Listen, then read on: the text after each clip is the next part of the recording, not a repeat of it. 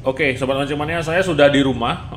Seperti biasa, alat-alat saya taruh di DND, dan sepulang mancing, hal wajib yang harus saya lakukan adalah melakukan pembersihan ataupun cleaning daripada alat-alat pancing yang saya pakai. Jadi ini yang saya pakai nih, sudah dibersihin semua, termasuk jorannya, reelnya, dan saya akan menyampaikan informasi sedikit di konten mancing saya ini, yaitu review tentang Daiwa Saltiga 2025, di mana ini turun perdana ini. Ini masih basah-basah, habis saya cuci, belum saya lap. Turun perdana, strike Diamond Trevally 1, dan gilanya strike penyu dia. Penyunya berat sekali. Aduh, luar biasa itu beratnya. Penyunya segede meja ini, bahkan lebih gedean lagi. Meja HPL saya ini perkiraan sih di 25 hingga 30 kiloan. Jadi benar-benar kayak batu dia. Dan di luar dugaan juga penyu tersebut makan umpan ya. Oke, sebelum saya review Saltiga, saya numpang promo. Di slide video di awal konten mancing saya ini ada joran custom, itu orderan daripada teman saya, namanya Bang Tony dari Bangka Belitung, temannya Bang Andi Julianto, Andi The Hobbies Julianto. Ngorder joran di saya. Jadi joran-joran DND itu ada banyak versi. Ada versi harga terjangkaunya seperti Garuda ini, Garuda, Hylos FE, kemudian Hylos yang color, Tualen yang color kayak gitu. Jadi harga terjangkau itu di bawah harga 1 juta hingga 1,5 jutaan.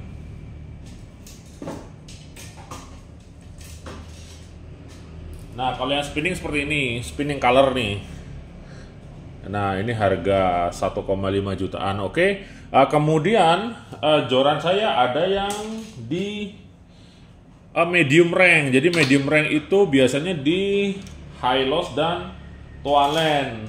Namanya sama ya. Kalau joran saya tuh yang OH Hylos, yang spinning Tualen. Ada juga Langwan, cuman Langwan itu masih pengembangan dia. Nah, kalau yang Hylos dan Tualen kelas medium, di sini dia. Ini yang saya pakai tadi malam. Ini yang saya pakai tadi malam, yang dua ini. Nah, sedangkan yang super premiumnya ini saya pakai blank dari Black Hole seperti itu. Nanti deh akan saya bahas satu persatu secara lengkap. Kalau saya bahas sekarang nanti terlalu panjang waktunya. Jadi nanti saya akan bahas satu-satu. Jadi saya akan sambil bersihkan alat pancing yang saya pakai tadi sambil saya review Daiwa Saltiganya. Review sedikit aja ya sebelum nanti review secara keseluruhan. Oke, seperti biasa saya akan lap-lap dulu. Yang habis-habis dipakai saya pakai lap gini, fiber cloth kayak gini. Oke, saya akan lap.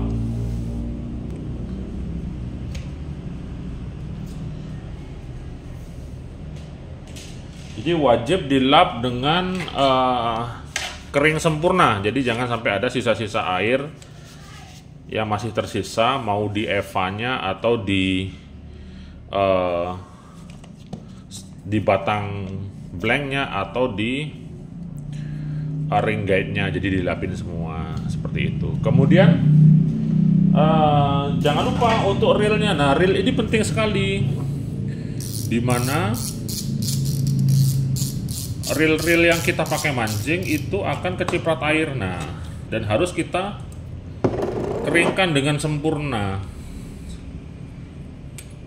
Kalau Anda tidak melakukan ini, sebagus apapun reelnya, dia akan bermasalah nanti.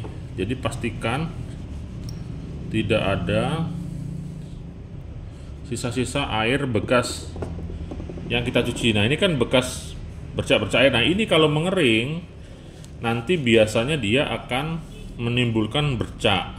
Apalagi kalau yang tertinggal di sini adalah air laut seperti itu. Nah, harus kita keringkan dengan sempurna. Kalau punya mini kompresor boleh nih dikompresorin dikit-dikit supaya airnya benar-benar keluar. Kalau tidak punya, cukup ditepuk-tepuk begini saja. Saya sudah sering sih berbagi tutorial cara ngerawat reel, tapi ya saya bikinkan lagi untuk mengingatkan kembali seperti itu, karena kita kadang-kadang sering lupa juga, ketika diingatkan baru kita ingat kembali kayak gitu. Oke, kita keringkan. Ini yang Saltiga 2020, ini dipakai teman saya yang dari Jakarta, Om Hervan namanya. Strike juga ini, strike Diamond Travely, main dasaran pakai umpan cumi, disikat Diamond Travely. Tariannya kenceng juga. Nah, kalau ini nggak kepake sih sebenarnya, saya taruh di box. Saya sebenarnya bawa juga tackle Garuda, cuman saya nggak pakai karena menurut informasi spot yang saya pancing itu tempatnya ikan besar-besar. Jadi saya pakai yang 8.000, sekaligus nyoba yang ini, yang 2025. Oke, saya akan lap ini dulu.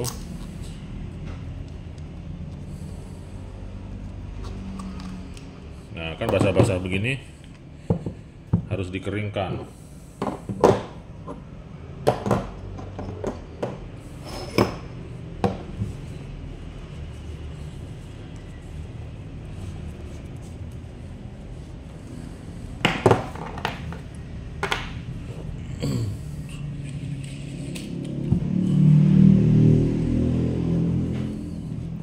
Oke, pastikan kering dengan sempurna.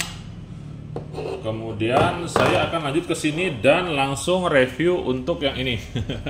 Review pemakaian pertama. Jadi belum terlalu sempurna ya. Tapi saya sudah bisa merasakan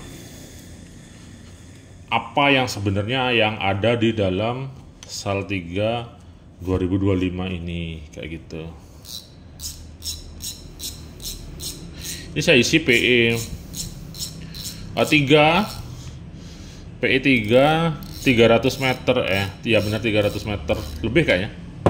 Sisa PE di real OH kemarin kayaknya bukan 300, saya lupa pastinya berapa, jadi belum tahu kapasitasnya. Kayaknya PE 3 ini 400-an isi dia.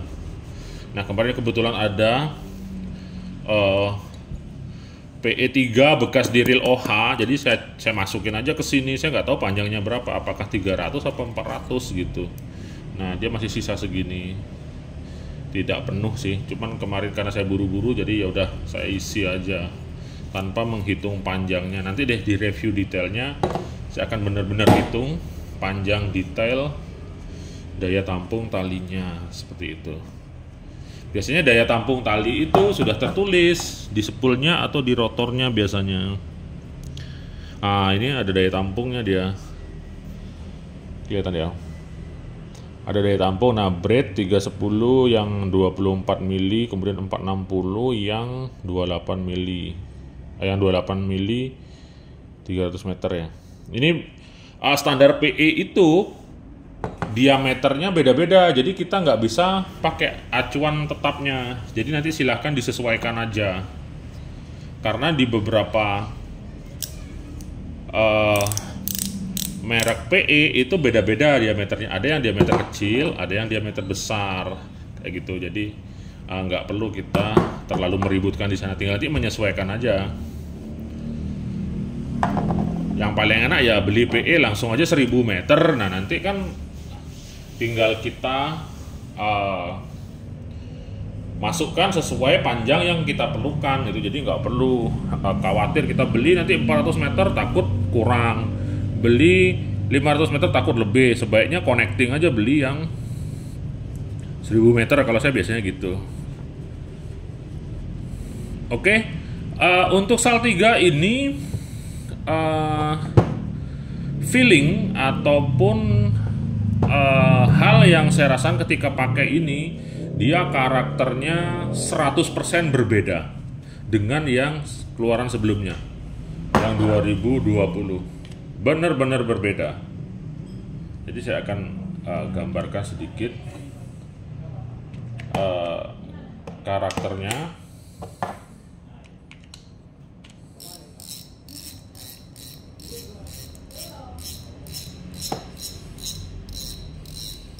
Nah, ini yang 2025, yang ini saya singkirkan dulu ya, yang lain ya, biar nggak terlalu di sini.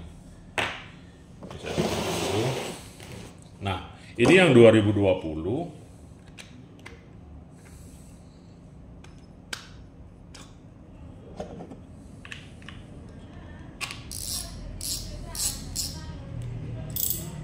Nah, ini 2020. Jadi ketika dipakai mancing, saya kemarin sempat menggunakan metal jig yang 80 hingga 150 gram. Ketika pakai ini, jadi ini pakai ngejig nih, pakai ngejig, kita sudah tidak lagi merasakan berat lure yang kita gulung dengan cranking handle-nya. Jadi udah anteng aja. Jadi kita hanya merasakan berat daripada bobot reelnya itu aja. Kalau bobot otomatis akan lebih berat ya, apalagi yang terbiasa pakai ukuran 4.000, 6.000, 5.000, 6.000, udah sekarang loncat ke 8.000 dia akan terasa. Cuman beban cranking itu sudah saya bilang udah kayak kita gulung reel kosong aja ya. Oke, seperti itu. Nah, kalau yang ini ketika dipakai misalnya jig ataupun lure 100 gram itu terasa dia crankingnya ada beban. Ketika kita dorong ini handle-nya, dia ada beban dia. Seperti itu. Kemudian power tentu saja berubah drastis karena perubahan yang dilakukan oleh Daiwa di extra body yang dibesarkan. Jadi gearnya dibesarkan sekian persen gitu. Jadi sehingga power daripada daya dorong yang dihasilkan oleh cranking handle untuk mendorong rotornya itu membuat dia jadi ringan sekali, kayak muter angin aja udah. Jadi kalau kita mancing, kita gulung metal jig atau lure yang beratnya 100 hingga 150 gram itu masih nggak ada rasa sama sekali. Masih tidak ada rasa dia, masih kayak muter reel kosong gini aja. Ini feeling yang saya rasakan. Mungkin hal tersebut juga dipengaruhi oleh jorannya, karena saya selama ini jarang memakai joran-joran kelas high end-nya Daiwa atau kelas high end-nya Rival Fisher atau apa. Selama ini joran yang saya pakai adalah joran-joran custom saya sendiri seperti ini. Apakah pengaruh dari jorannya juga? Nah, itu perlu saya teliti lagi nanti, seperti itu. Kemudian power drag-nya, jadi sempat dihantam sama penyu itu makan umpan ikan terbang dia. Jadi saya umpanin ikan terbang, dimakan. Awalnya saya seneng, saya kira itu kerapu kertang atau apa gitu. Ternyata setelah saya lawan lama, yang naik ternyata penyu. Jadi power drag-nya ini super besar sekali menurut saya.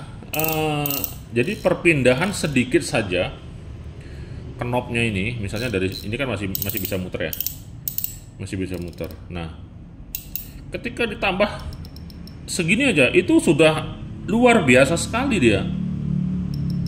Nah, mati sudah. Nah, seperti itu. Maka dari itu di saya sebesarnya Daiwa itu di washernya dia dikasih bantalan untuk supaya sekuat apapun dia mencengkram, nanti ketika bebannya terlalu ekstrim dia bisa tetap berputar kayak gitu. Powernya besar. Kemudian kalau clicker saya rasa sama sih dengan yang lama. Kalau clicker berisik juga dia. Nah, hampir sama, cuman dari bobot kemungkinan akan ada perbedaan. Saya ada timbangan nggak sih? Sebentar, saya cek dulu ya.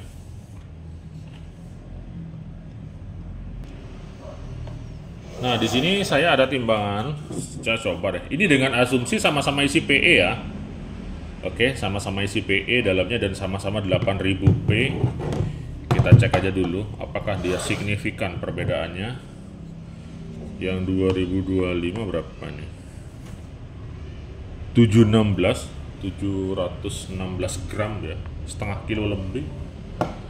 Kemudian yang 2020 685. Nah, ada selisih berat ya. Maka dari itu benar yang saya rasakan. Jadi dari sini saja sudah kelihatan di mana kita merasakan pada saat gulung crankingnya adalah beban daripada berat reelnya aja yang kita rasakan. Jadi terasa dia. Misalnya begini. Ini saya pasang kemarin, saya pakai yang 2/4 ini Toalen. Nah ini 2/4. Jadi ketika dipakai begini,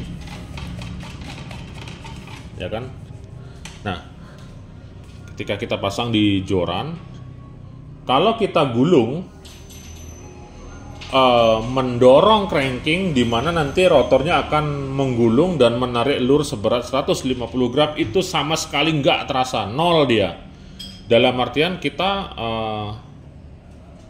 cuman merasakan beban daripada reelnya seperti itu. Jadi kalau untuk narik lur dengan cranking handle dia sama sekali tidak terasa. Nah kalau yang ini yang 2020 seperti yang saya bilang tadi, dia masih terasa. Jadi di sana perbedaannya.